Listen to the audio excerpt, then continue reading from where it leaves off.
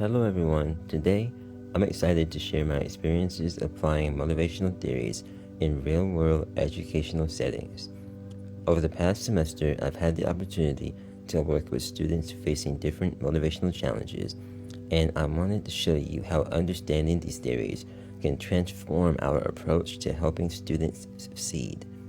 We'll explore 2 case studies that demonstrate how theory translates into practice. Today, we'll explore 2 distinct motivational challenges. First, Faith, struggling to see value in her assignments. Then Jimmy, who believed he wasn't smart enough for AP classes. I'll show you how expectancy-value theory and causal attribution theory provided foundations for understanding their struggles and gave me actual strategies that worked.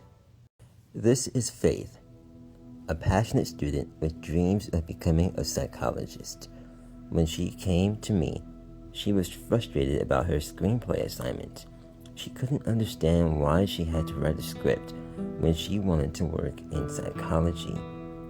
She felt it was just busy work, keeping her from what really mattered to her. I initially thought I'd just give her the typical push through it advice, but then I remembered what we've been studying in this course. Expectancy-Value theory by Wakefield and Eccles says motivation depends on 2 factors. First, expectancy. Can I do this? Whether you believe you can succeed. Second, value. Why should I do this? Which includes attainment value, intrinsic value, utility value, and cost. People are motivated when they believe they can succeed and find the task valuable enough to justify the investment. This foundation became my tool for figuring out Faith's situation. When I really listened to Faith, the situation became clear. Her expectancy was high. She was confident in her writing abilities. The issue was value. She couldn't see how this screenplay connected to psychology. The assignment felt tedious and irrelevant. The theory helped me pinpoint exactly where the breakdown was occurring, so I could target my intervention effectively.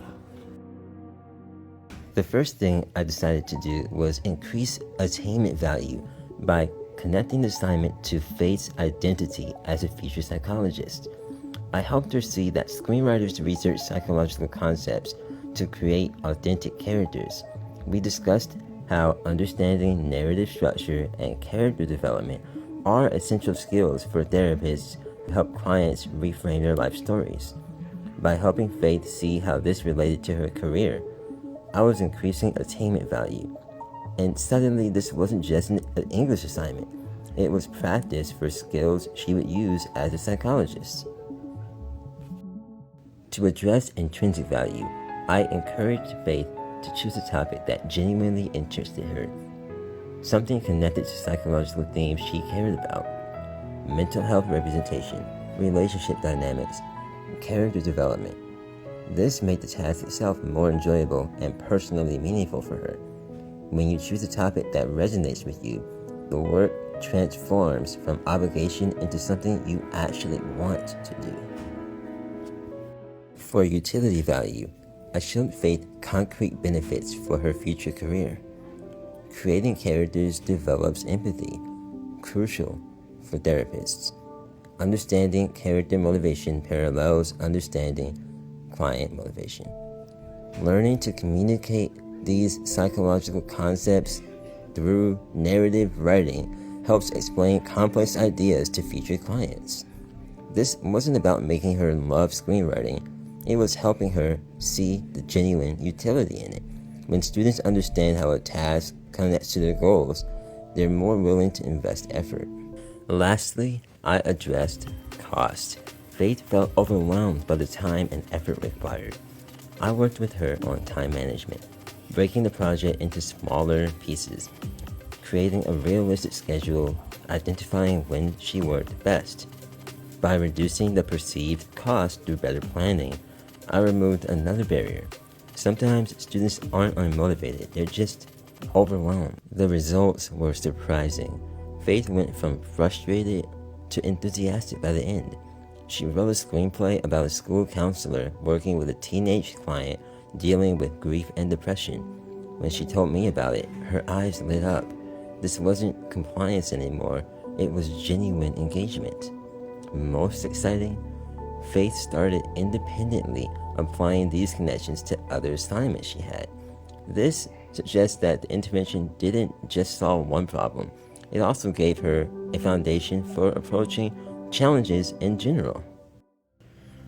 Now, the theory does have limitations.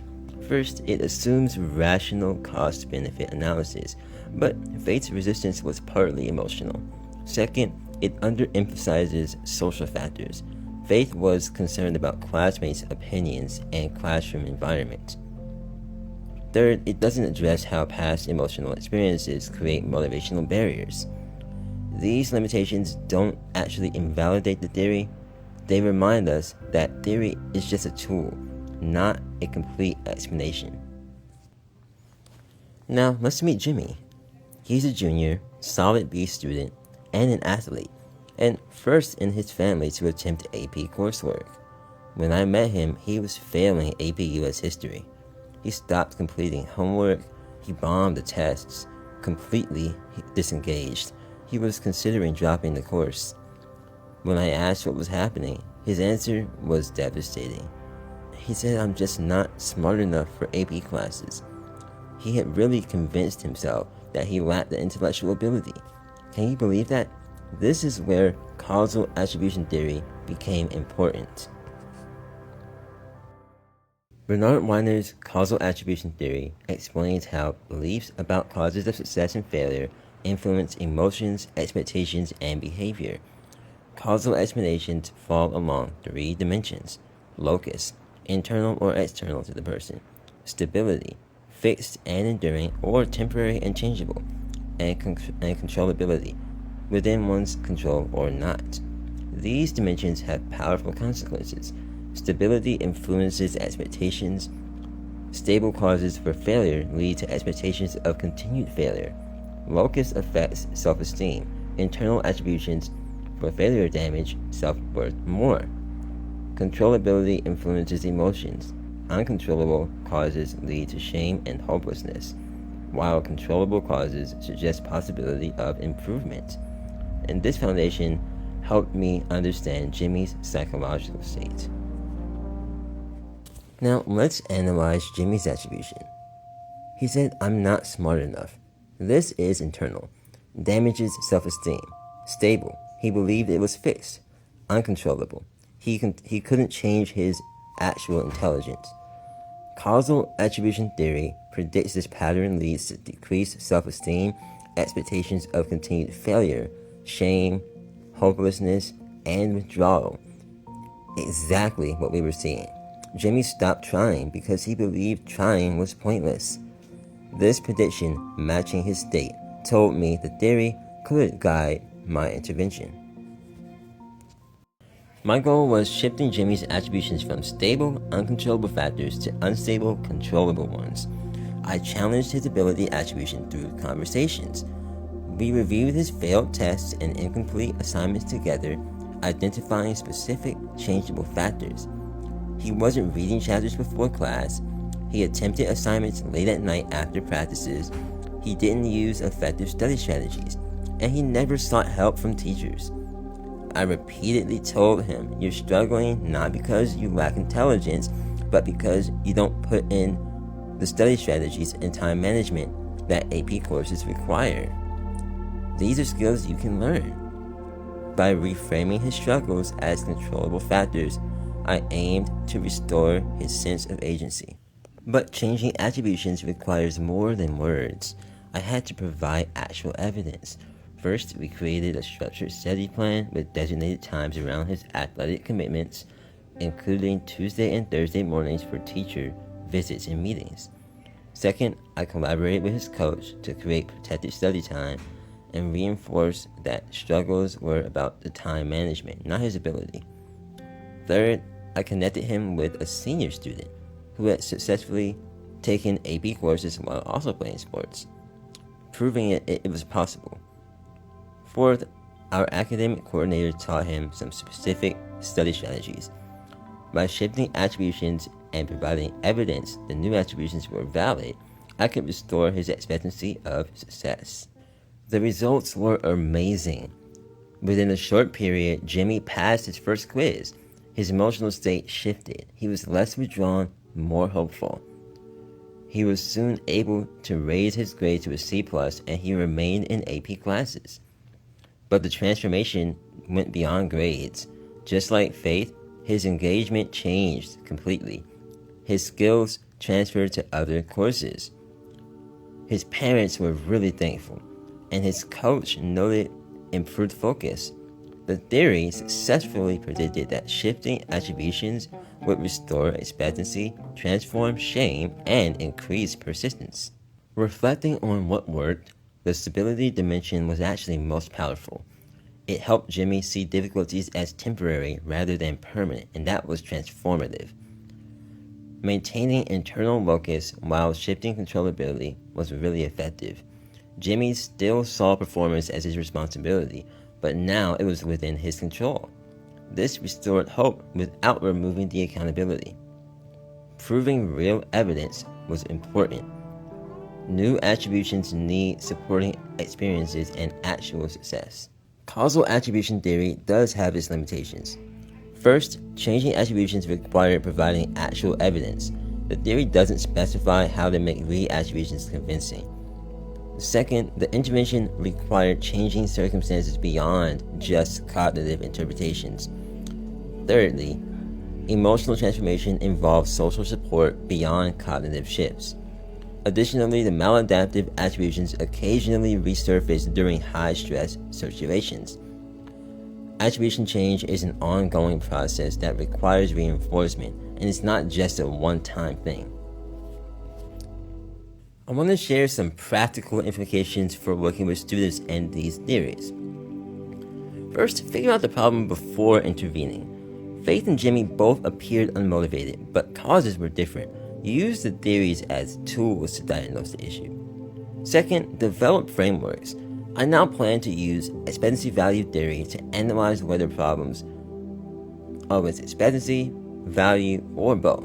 And then I also plan to use causal attribution theory in the future to understand how performance explanations shape emotions. Third, address the root causes, not the symptoms. The theories help identify what actually needs to change. Fourth, acknowledge the limitations. No single theory explains everything, so don't rely on it too much. Social factors, emotions, and past experiences all can influence motivation. So use multiple lenses and realize that there's a lot that we don't know. Based on these experiences, I'm planning on refining my own approach. First, I'll focus more on emotional factors and past experiences creating motivational barriers, not just the theories. Second, I'll develop systematic approaches to social and environmental influences, and I'll create maybe some sort of peer support opportunities and opportunities to work with teachers to adapt assignments for the students. Third, I'll develop frameworks to kind of help link assignments to a student's career aspirations, which seem to be very effective for Faith. Fourth, I'll continue to use these theories as a way to diagnose, as kind of like a tool, while also reminding myself of their limitations. Theory should guide practice. It shouldn't constrain it. If understanding motivational theory helped me support two students effectively, imagine the impact if it's applied systematically throughout classroom instruction, assignment design, educational environments, and also teachers training. When we understand students need expectancy and value both, we can design learning that builds confidence in the students and demonstrates relevance to the students. When we understand attributions shape expectations, we can help students succeed